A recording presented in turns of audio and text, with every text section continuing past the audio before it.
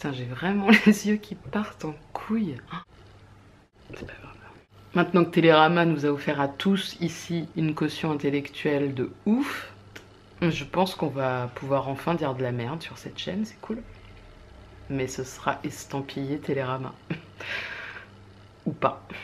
Salut à tous et bienvenue dans un nouvel épisode de Psychanalyse toi la face. Aujourd'hui, j'avais envie de vous parler de la rivalité. Et puis, avec cette histoire de Télérama, tout ça, je me suis dit non, je vais parler de l'idéal du moi. Voilà, qui est une notion super compliquée, super relou. C'est une des notions galères en psychanalyse, parce qu'elle est quand même très...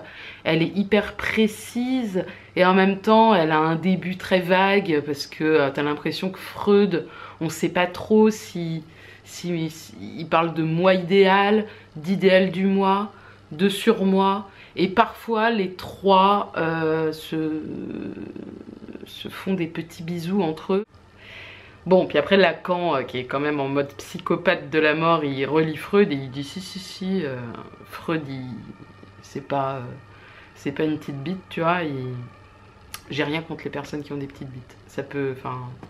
Tu peux tout à fait être fort sexuellement avec une petite bite. Donc Freud, c'est pas un petit joueur, voilà, on va dire ça comme ça. S'il emploie moi idéal dans certaines phrases et idéal du moi dans d'autres, c'est que il a quand même une idée derrière la tête. Dans cette vidéo, on va parler de l'idéal du moi, peut-être dans ses accointances avec la rivalité si j'arrive à le faire, et surtout la différence entre idéal du moi et moi idéal.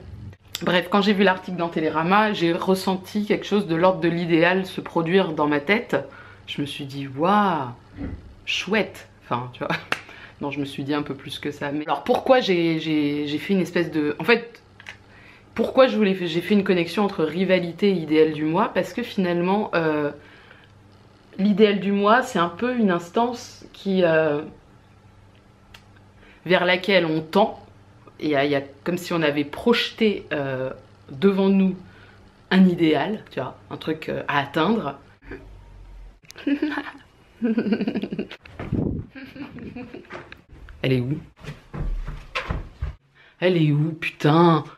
Oh. Putain, bordel.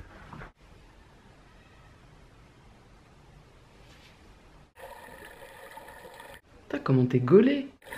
Vas-y, j'ai pas envie d'aller dans l'eau.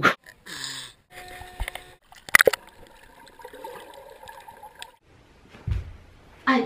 On essaye de l'atteindre. C'est quand même du côté du désir. L'idéal du moi n'est pas le moi. Il est projeté en avant par le moi. Et le moi tente de récupérer un petit peu cet idéal. Voilà. C'est quoi le rapport avec la rivalité?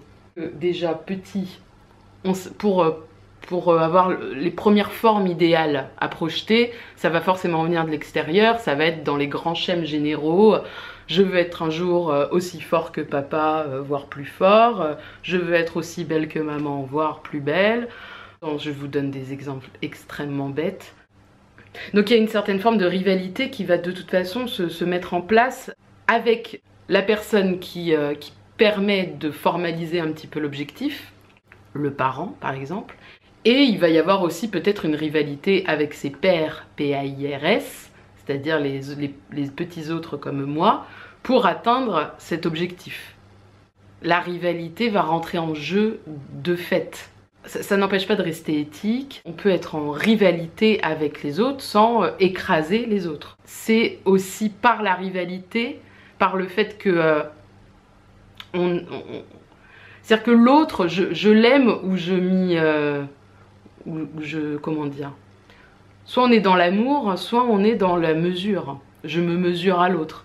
C'est rare, enfin pour moi c'est quand même les deux grands schémas qu'il y a dans la vie, quoi.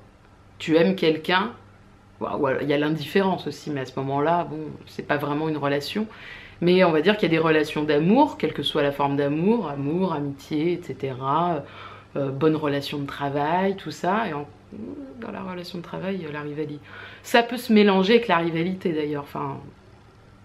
Et puis la rivalité, quoi. Attention, Est-ce que l'autre marche aussi un peu sur mes plates-bandes? Est-ce qu'il est meilleur que moi? Est-ce que je suis meilleure? Est-ce que je suis plus aimée que quelqu'un d'autre?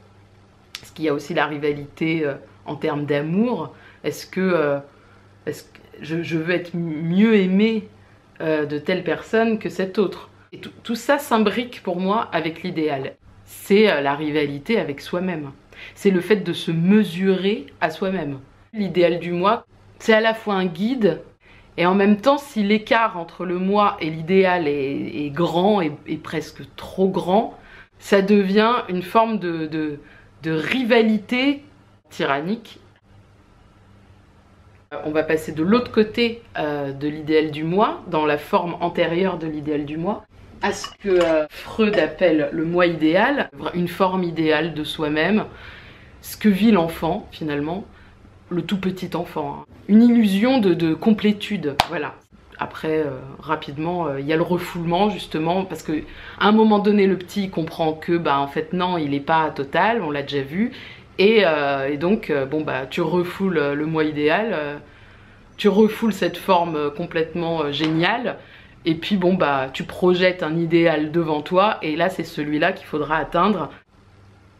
Et là, pour moi, comment je le comprends, pour moi, dans le moi idéal, il n'y a pas vraiment, c'est antérieur à la rivalité. J'ai pas l'impression que ce soit une très bonne chose. C'est-à-dire qu'il peut pas vraiment y avoir de rivalité parce que finalement, l'autre n'est plus vraiment là. On est dans un moment complètement imaginaire, imaginaire au sens vraiment lacanien, de l'image.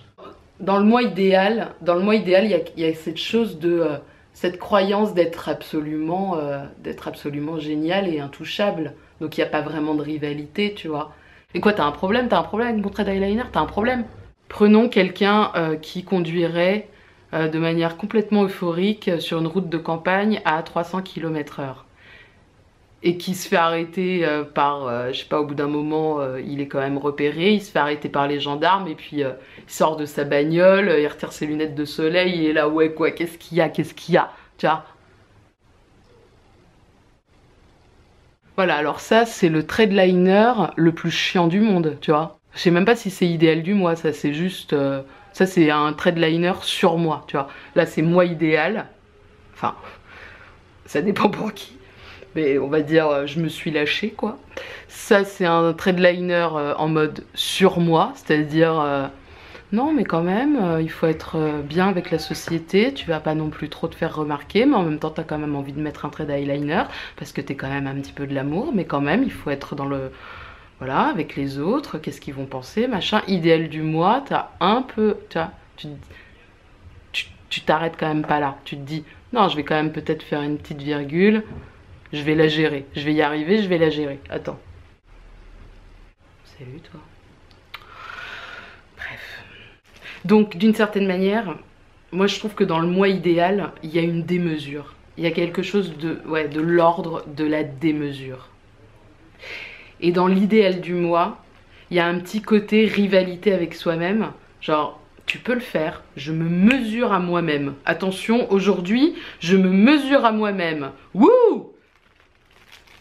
Par contre, l'idéal du moi, si l'écart entre le moi et l'idéal, il est vraiment comme ça peut devenir quand même un peu persécutant. Mais c'est une espèce c'est une persécution interne. Dans le moi idéal, je trouve qu'il y a vraiment ce côté de je gonfle, voilà. Je gonfle et je fais ce que je veux.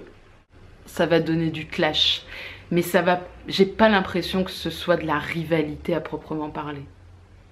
Dans la rivalité, il y a quelque chose un peu de l'ordre de... les deux sont pas obligés de mourir. Moi je gagne, toi tu perds, lui il gagne, moi je perds, etc. Alors que dans le moi idéal, il y a un petit côté où tu as l'impression quand même que c'est moi ou l'autre, quoi. Et si c'est... donc on pourrait se dire, là par contre il y a moyen d'écraser quelqu'un, surtout quand on conduit à 300 km sur une route de campagne.